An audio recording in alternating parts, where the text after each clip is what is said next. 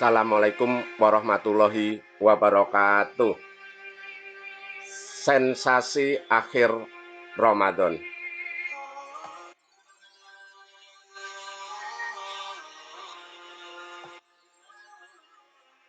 Kita telah melewati 10 hari pertama bulan Ramadan.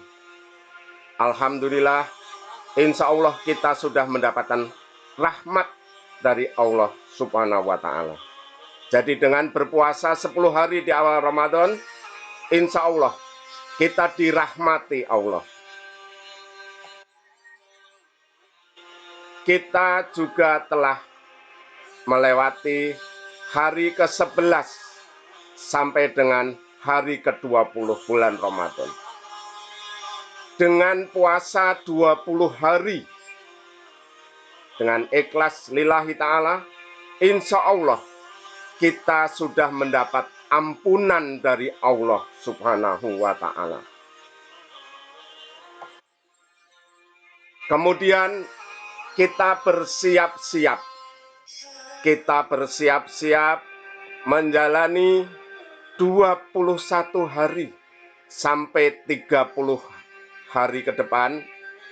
Mudah-mudahan kita bisa menjalani dengan ikhlas.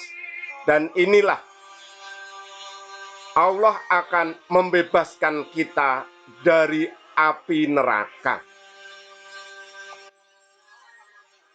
Api neraka yang selama ini mengikuti kita, yaitu paling besar yaitu api sombong paling ganas. Lalu api dendam, ini api yang sangat panas juga ya.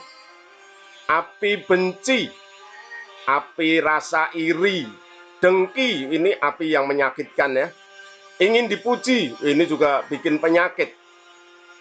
Api pelit, suka mengeluh terus ya. Kesel, marah, kecewa, cemas, khawatir, gelisah, serakah. Ini adalah api neraka yang mengotori jiwa, yang membebani jiwa, yang membuat jiwa menjadi berat. Nah, api-api neraka ini mudah-mudahan hilang pada hari ke-21 sampai hari ke-30.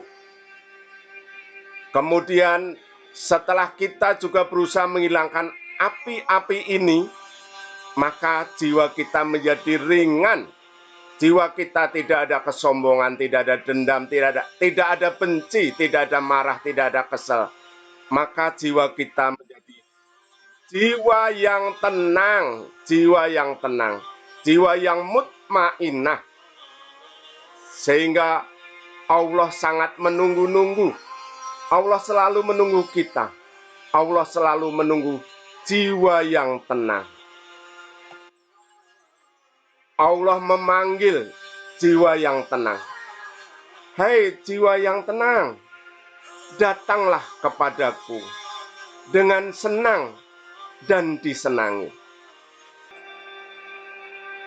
Dalam surat Al-Fajr ayat 27, 28, Allah berfirman, Ya ayat Tuhan nafsul mutmainnah, irji'i ila rabbiki radhiyatam mardiyah. Datanglah kepadaku dengan senang dan disenangi. Jadi jiwa yang tenang itu menyebabkan tersingkap roh suci kita yang selalu rindu kepada Allah. Roh suci kita itu rindu kepada Allah. Roh suci kita itu sayang kepada Allah. Roh suci kita itu ridho kepada Allah. Jiwa kita yang menghalangi kadang-kadang. Jiwa yang sombong, yang banyak keluh kesah, tidak ikhlas, itu menghalangi. Kalau jiwa kita mendengar nama Allah, itu sering-sering munculnya rasa takut. Tapi kalau roh suci kita mendengar nama Allah, itu sebenarnya rindu. Jadi siapa yang menyebabkan tidak rindu kepada Allah? Yang menyebabkan tidak rindu kepada Allah, yaitu jiwa kita. Jiwa kita. Jadi kalau mendengar kata Allah kita takut, itu berarti jiwa kita. Kalau mendengar kata Allah kita rindu, berarti itu adalah roh suci kita. Karena roh suci kita itu memang dulu pernah kenal sama Allah sebelum kita dilahirkan, pernah dijanji. Hei, kamu ingat kan, aku ini Tuhanmu? Ya, ingat. Ingat, engkau adalah Tuhanku. Tapi setelah turun ke dunia kita, setelah jadi makhluk, maka jiwa kita menghalangi roh kita, sehingga jiwa kita itu banyak kesalahan, menyebabkan jiwa kita takut kepada Allah. Sedangkan roh suci kita selalu merindukan Allah. Jadi Allah menunggu kita kalau jiwa kita sudah mutmainah, sudah tidak menghalangi roh suci kita. Hei jiwa yang tenang, yang sudah tidak menghalangi roh suci, ayo datanglah kepadaku dengan senang, jangan takut, dengan senang.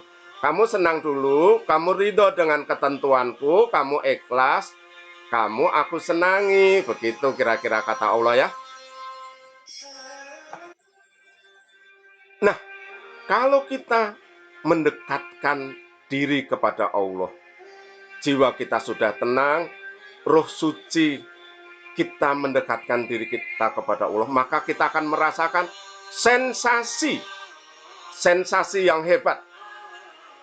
Apa tanda-tanda sensasi roh suci bisa mendekatkan diri kepada Allah? Tandanya salah satunya yaitu kita sholat nyaman sekali, bahkan kita menangis waktu sholat. Ya, kemudian kita berdoa rasanya nyaman sekali, bahkan kita sering menangis. Kemudian kalau sensasi ini terbawa terus sampai lewat bulan Ramadan, maka kita menjadi orang yang mudah terharu kalau berdoa itu sering menangis.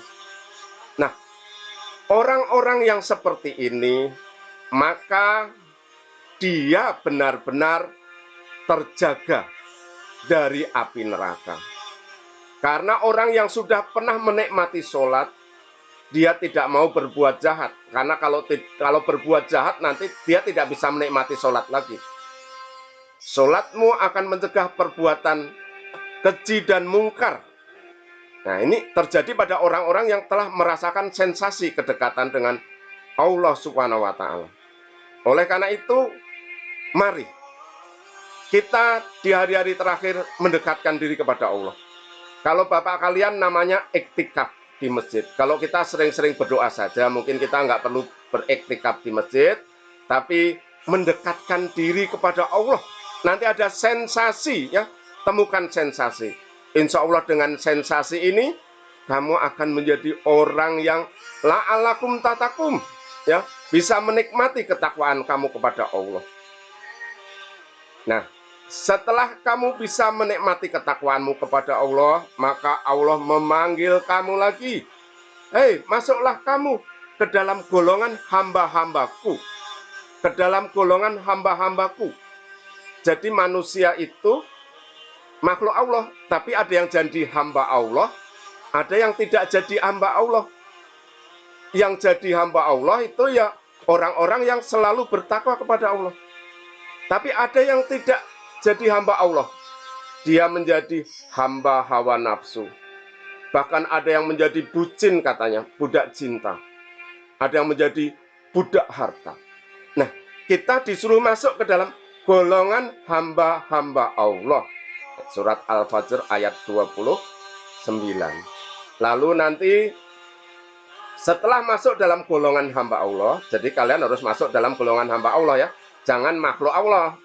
Makhluk Allah itu ada yang bukan hamba Allah ya. Nah, kita masuk dalam golongan hamba Allah, lalu insya Allah nanti dipersilahkan masuk ke surga. Ya, nanti malaikat mungkar dan nakir tidak berani bertanya siapa Tuhanmu, karena udah tahu Tuhan kita adalah Allah. Kita hamba Allah ya. Orang lain dibentak-bentak, man robuka. Nah, kita tidak. Kita insya Allah menjadi hamba Allah. Dan Tuhan kita adalah Tuhan Allah. Insya Allah bermanfaat.